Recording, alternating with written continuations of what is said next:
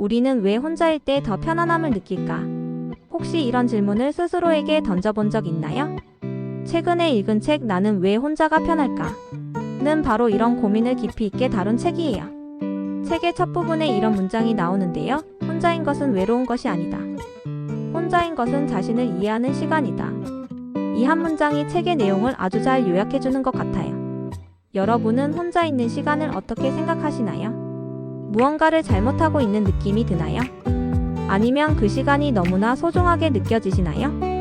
이 책은 혼자 있는 것을 좋아하지만 그로 인해 때로는 오해받거나 스스로를 과하게 의심하게 되는 사람들을 위한 이야기입니다. 수많은 과학적 사례와 심리학적 연구들이 엮여 있어 혼자 있음에 대한 새로운 시선을 열어주는데요.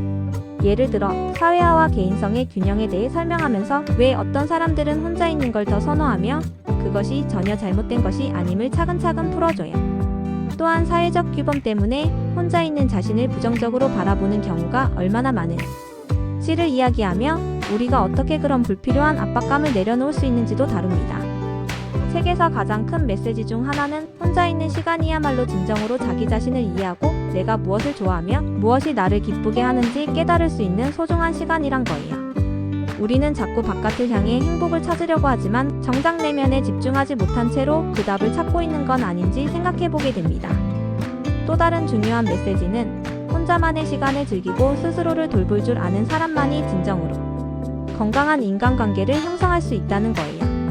자기 자신을 잘 알고 사랑할 줄 알 때 비로소 다른 사람들과도 진실되고 진정한 연결을 맺을 수 있다는 점을 강조하고 있죠. 이 책이 주는 시사점은 매우 실용적이에요.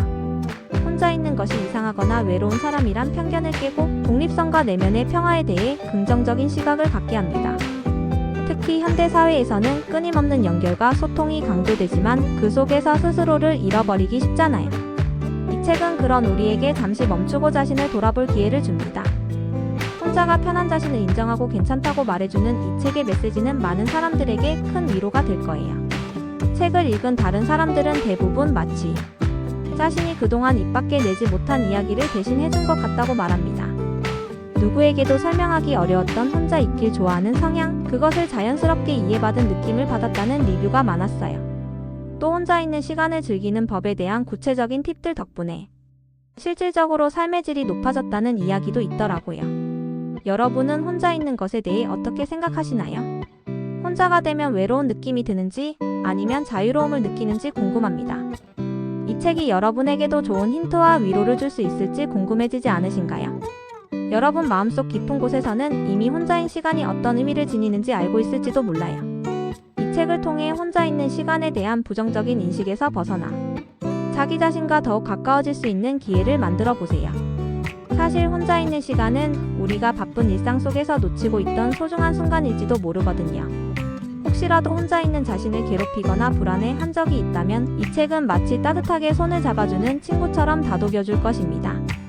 여러분만의 생각과 이야기가 너무나 궁금해지네요.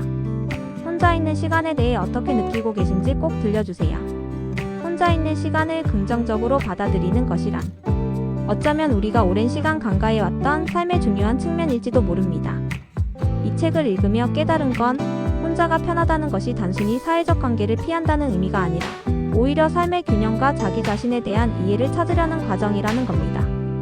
그 여유와 고요 속에서 우리는 진짜 우리의 모습을 마주하고 더 나아가 타인과의 관계도 돌아볼 힘을 얻는 게 아닐까요? 여러분은 혼자 있는 자신을 얼마나 자주 받아들이고 계신가요? 그리고 그 시간 속에서 여러분만의 행복을 찾아가고 계신가요? 댓글로 여러분의 생각을 들려주세요.